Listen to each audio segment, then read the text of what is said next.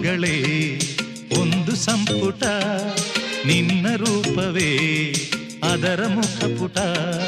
ಮಾರು ಹೋದೆನು ಸೂರೆಯಾದೆನು ಶರಣು ಎಂದೆನು.